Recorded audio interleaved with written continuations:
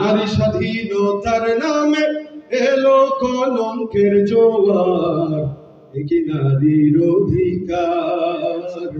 কখন জানি শেষ হবে এই অশ্লীলতার, একি নারীর অধিকার। কখন জানি শেষ হবে এই অশ্লীলতা।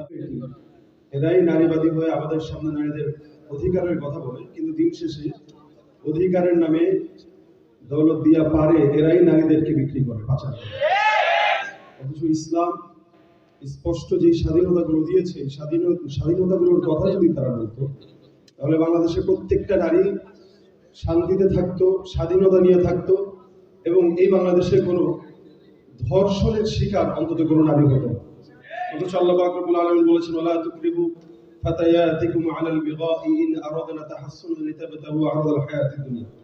তোমরা ধন সম্পদের লোভে পড়ে যে সমস্ত মানুষ যুবতীদেরকে ব্যভিচারে লিপ্ত করে, এদের উপরে আল্লাহ পাক রব্বুল আলামিন কথা বলেছেন তারা যেন এটা না করে, এটা অত্যন্ত খারাপ। আজকে আমরা সংসদ থেকে বাজার পর্যন্ত সব জায়গায় নারীদেরকেই দেখি যারা অধিকারের নাম দিয়ে বেহায়াপনা, অশ্লীলতার দিকেই আমাদের যুব সমাজদেরকে ধ্বংসের দিকে ঠেলে দিচ্ছে। আমরা চাই আজকের এই সেমিনারের মাধ্যমে বাংলাদেশ থেকে এই নারী কমিশন যেই আইন পাশ করতে চাচ্ছিল এটা যেন বাতিল হয়, এবং বাংলাদেশে ইসলামের আইন অনুযায়ী নারী স্বাধীনতা আসুক, প্রত্যেকটা ঘরে ঘরে শান্তি আসবে বলে আমরা বিশ্বাস করি। ইনশাআল্লাহ আমরা জাতীয় ওলামা মাশায়েখ আইম্মা পরিষদের পক্ষ থেকে এই বাংলাদেশে কোন প্রকার ইসলাম বিরোধী আইন পাশ করতে দিব না, ইনশাআল্লাহ। জোরে ইনশাআল্লাহ। নারী স্বাধীনতার নামে এলো কলঙ্কের জোয়ার, একি নারীর অধিকার।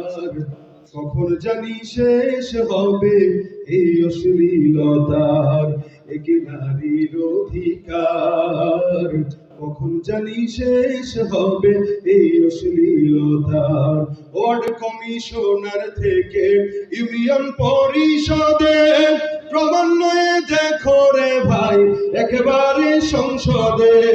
ওয়ার্ড কমিশনার থেকে ইউনিয়ন পরিষদে ক্রমান্বয়ে দেখো রে ভাই একেবারে সংসদে। নারী থাকবে সুখের ঘরে, এত কষ্টের কি দরকার।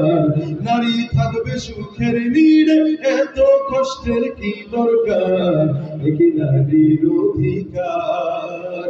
কখন জানি শেষ হবে এই অশ্লীলতার, একি নারীর অধিকার। কখন জানি শেষ হবে এই অশ্লীলতার।